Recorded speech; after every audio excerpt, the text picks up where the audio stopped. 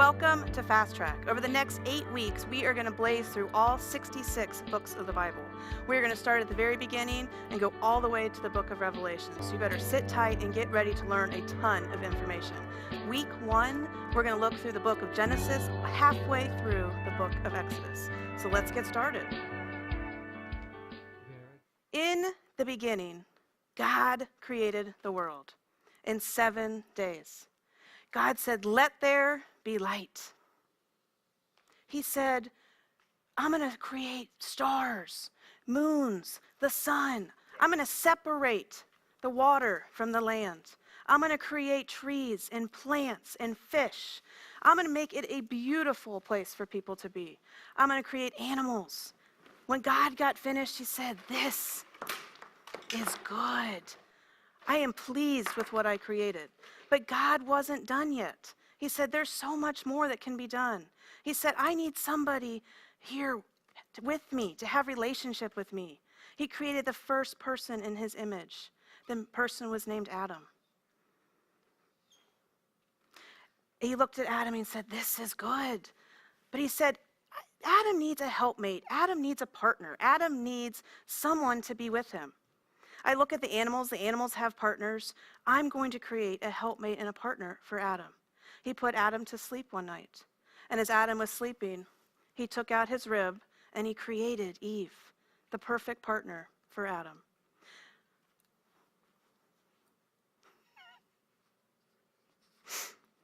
God wants to have a relationship with us. He wants us to be in a relationship, and he showed us that by the relationship he had with Adam and Eve. So we're at the end of picture 1. God had created a beautiful world. He had created Adam and Eve. Now we have to see where Adam and Eve go. And that takes us to picture 2. God placed Adam and Eve in the Garden of Eden. It was the most beautiful place you could possibly imagine. Lush gardens, rivers, birds, animals. He said, "It's yours. Live in it. Enjoy it. It's yours to take care of." He said, "There's one thing about the garden. You must not touch the tree of knowledge. It's in the center. It's a dark tree. If that tree gets touched, sin will enter the world. This whole garden is for you. Stay away from the tree." So you would think most people think it's a beautiful tree. It's lush, it's bright. It wasn't. It was not an attractive tree. You would think it'd be easy to stay away from. But sadly, Eve didn't. See, there was this angel who was cast out, and his name was Satan. And Satan appeared to Eve as a snake. And he said to her, "Why are you believing in God? Why are you trusting him? You need to rely on yourself. God's keeping you from enjoying all of the things that life can offer. You need to stop relying on God. Here, have a piece of the fruit from the tree. It will free you." What does Eve do? She disobeys God, and she eats the fruit. Not only did she eat it, Adam did too. And the minute they both had eaten it, sin entered the world. Death, destruction, evil, all the things that we are dealing with today started at that moment. God was so disappointed in Adam and Eve. Why did they disobey him? Why could they not trust him? "Why did you not trust me? Why did you disobey me? But you know what? Even though you did that, I still love you. I'm going to send a Messiah." God said he would send a Messiah who would fix it, who would take away the darkness, would take away the destruction. He promised that he would connect us to him. Death and destruction were everywhere. Not only did it affect Adam and Eve, it affected their children, their children's children. It was affecting the entire earth.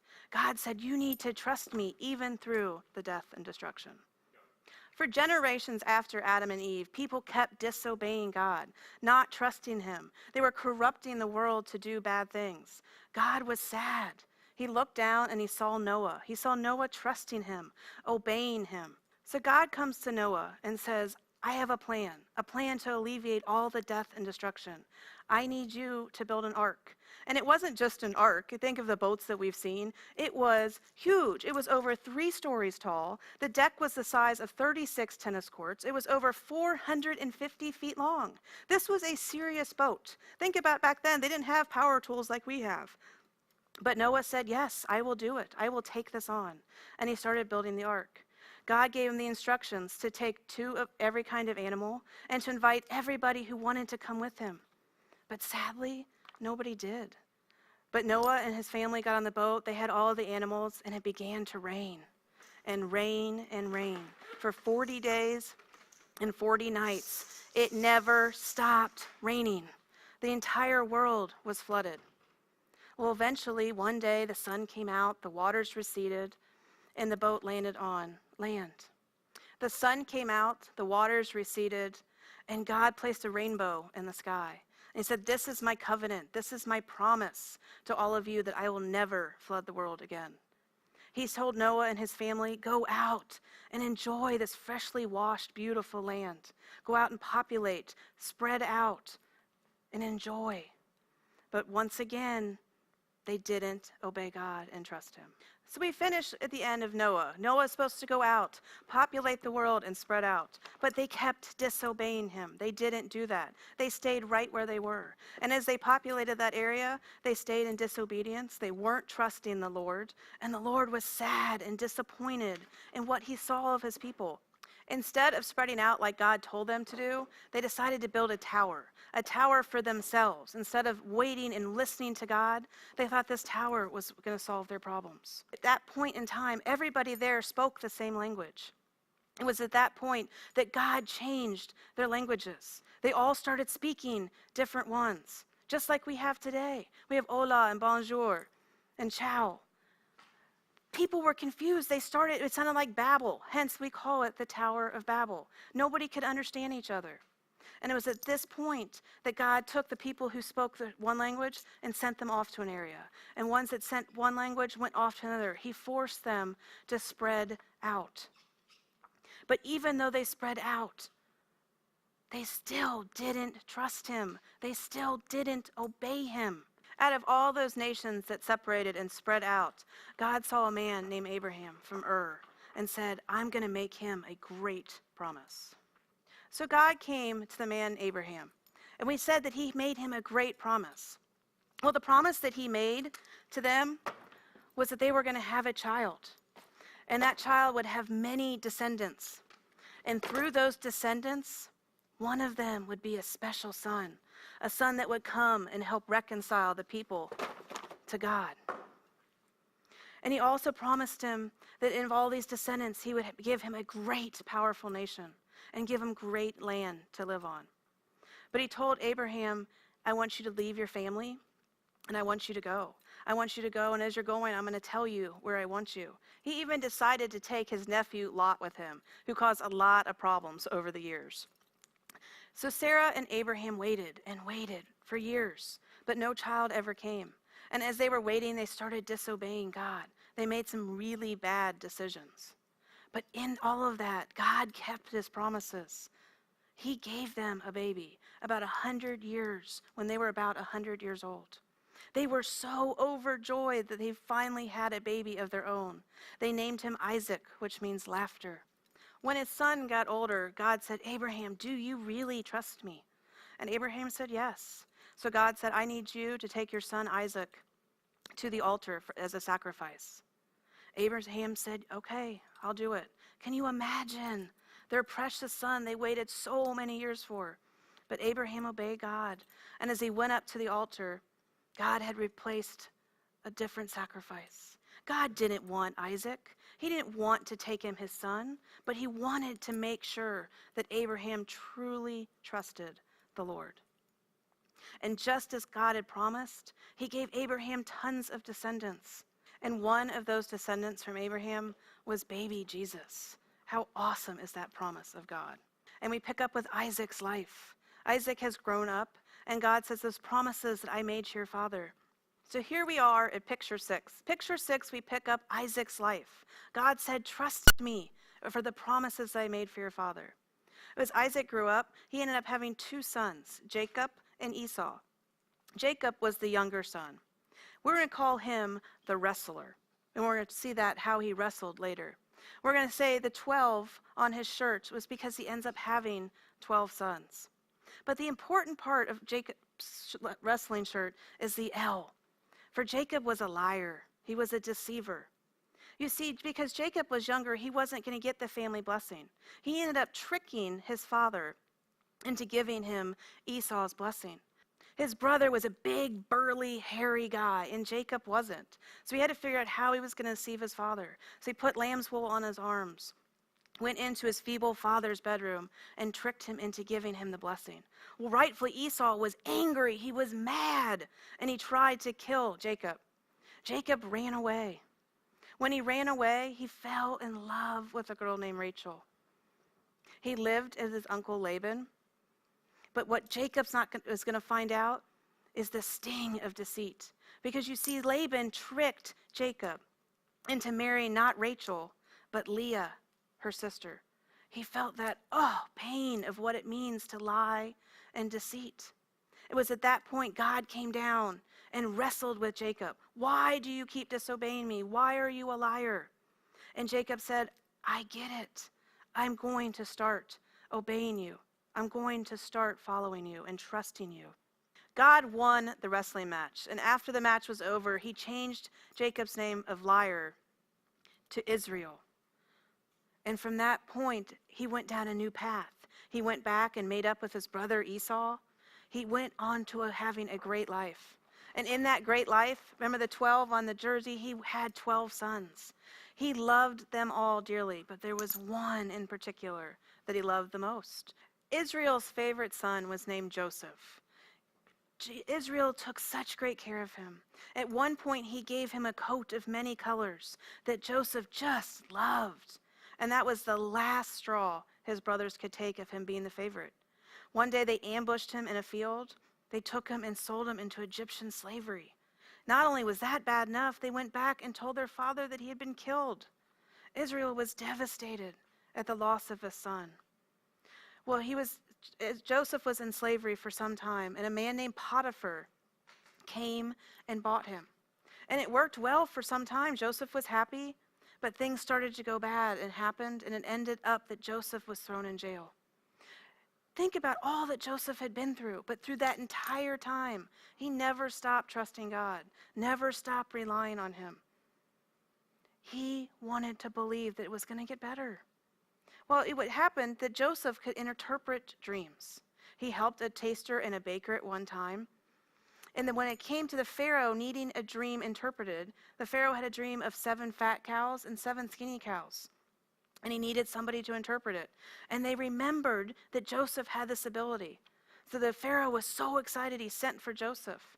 And Joseph said, what this means is you need to save grain for 7 years to help in the lean times, because there's going to be a famine. And that's what they did. But it came that Joseph's family in their land were starving. They came to Egypt looking for food. They didn't recognize Joseph when they first saw him. But Joseph went up and forgave them of everything that happened. He provided food for them and had them come live in Egypt with him.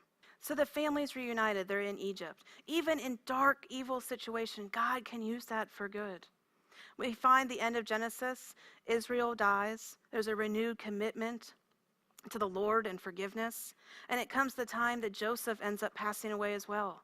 The new Pharaoh doesn't remember Joseph, doesn't remember Joseph's family and all the things that Joseph did for Egypt.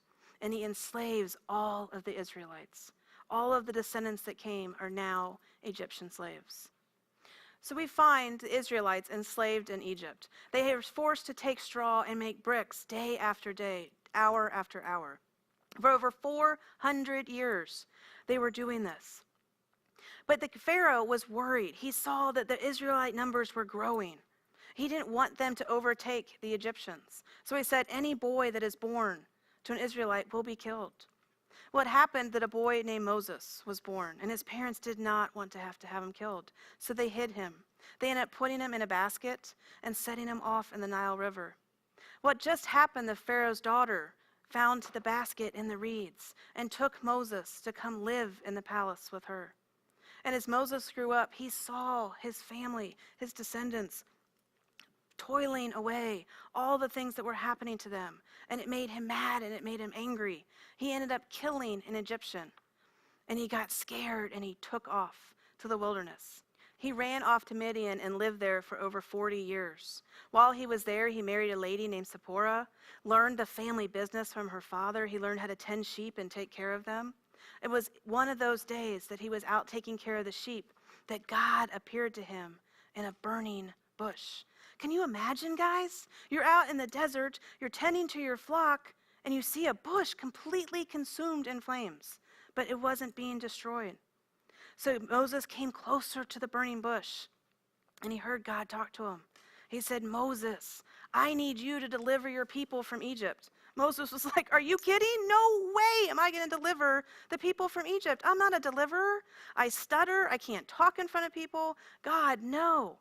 So God showed him some miracles and said, "Moses, you can do this. I believe in you." And Moses said, "Okay, I'll go talk to the Pharaoh. I don't want to, but I trust you, Lord. I'm going to go talk to the Pharaoh and try to get my people freed."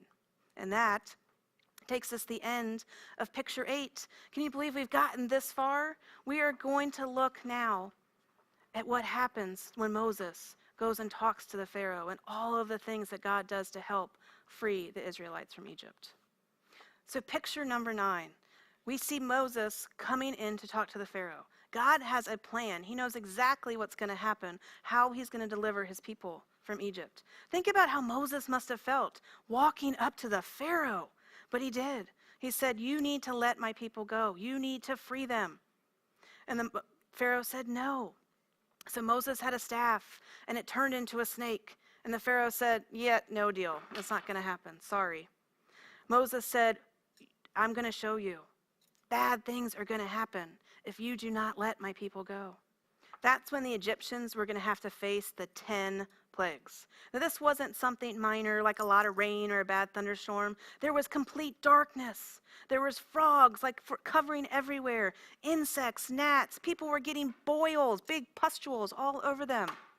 He had all of the water in Egypt turned to blood. Can you imagine if you walked outside and you saw the rivers and streams all blood? Through all of that, the Pharaoh still said, "No, they're mine. I'm not letting your people go."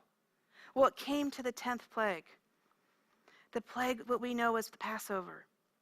God told his people, "Sacrifice a lamb. Take the blood of the lamb and put it over your doorstep." So that night, when the Spirit passes over, your children, your firstborn son, will remain safe. Well, the people who did that were fine. But guess who didn't do it? It was the Pharaoh. The Pharaoh's son was killed. At that point, the Pharaoh said, "Get out! Leave! You're free. Please go. I can't take it anymore. You just took my son." As the Israelites packed up and joyous were leaving, the Pharaoh had a change of heart. He realized that was his workforce. What was he going to do? He sent the Egyptian army after them. It's when we see Moses perform a supernatural event. He parted the Red Sea. The Israelites were able to go through. When they crossed the other side, it came in and swallowed the Egyptian army. They were finally free. They couldn't believe they were finally free. But in that freedom and the trust they had put in God, they relied on him through all the plagues and all of the things that happened. They started to grumble. "We're hungry, Moses. What are we going to do?" God provided manna for them to eat every day. They were happy for a while and they started to grumble again. "We don't have enough water. The water tastes bad." God provided them water that was good and fresh. But they kept grumbling. They weren't trusting and relying on the Lord. Moses got fed up. He went up to the top of Mount Sinai to be with God and said, "God, how do I get these people to trust that you? How do I get them to follow you and to be obedient?" That's when God delivered the 10 Commandments to Moses. He said, "Give them these. This will help them follow me." He came down and shared them with them of how to love, how to obey, how to behave, how to trust God. He gave them all the tools. So as we've seen from Genesis to halfway through the book of Exodus, God's 100% reliable. Even in dark times, he is in charge. He's got a plan. He just asks, "Just trust me." Because when we've seen all the characters that we've seen today in these 9 drawings, seeing God exit his people out of bondage, he freed them. He took care of them. He was reliable. No matter what stage of your life that you're in, whether you might be scared, you might be unsure of the unknown, people might be mistreating you, God shows, we saw today, that he's going to be there for you. He's going to take care of you. No matter what fear you have, know that God is going to be there right beside you every step of the way. He is 100% reliable.